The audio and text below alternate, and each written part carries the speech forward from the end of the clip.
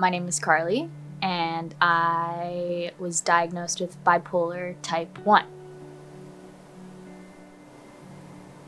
I think that it shifted the way I look at things in general in life, like what is truly important. And I think that it kind of gave me a different baseline of how I live my life. Bipolar disorder is something that I'll deal with for the rest of my life. And there's not something that I can just do to make it go away. It feels great. It feels like euphoric.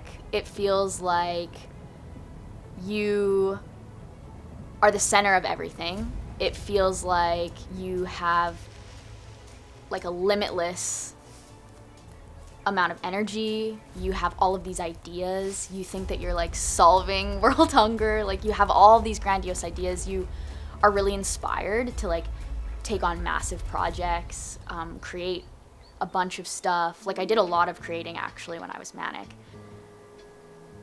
I really enjoyed that creative process though.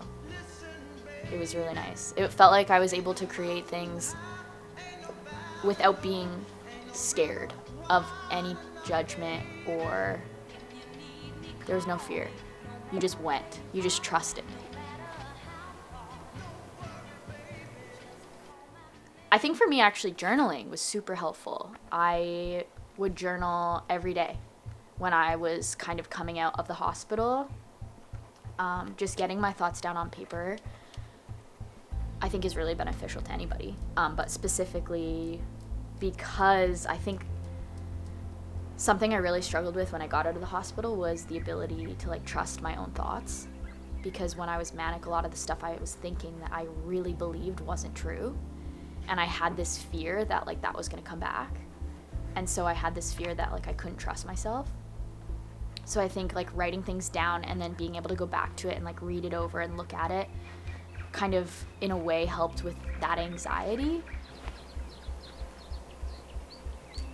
I had never been depressed before in my life, which I'm very lucky, up until after my manic episode. And that was probably one of the hardest things I've ever dealt with or experienced. Specifically after feeling really high and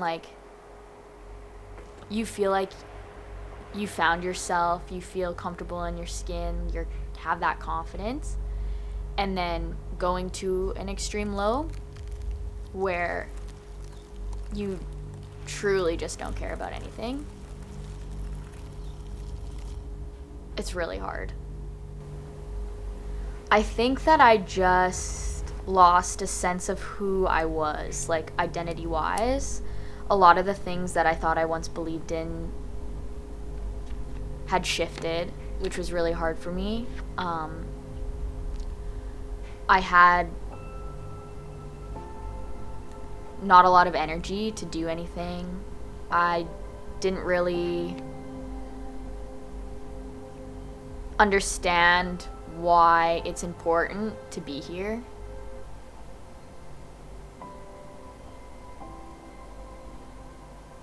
It was it's a bit of a hit to your ego, because I feel you see all these people who are which sounds selfish, but coming for you and checking in on you and stuff, and it's you almost pride yourself on the fact that you're doing good and you're independent and you're living your life, and then all of a sudden these people are obviously worried about you, and you kind of get embarrassed because you don't want to be a burden or something like that. But having that support, obviously no one can get through life alone, you know? The biggest thing I learned was to not be afraid to ask for help.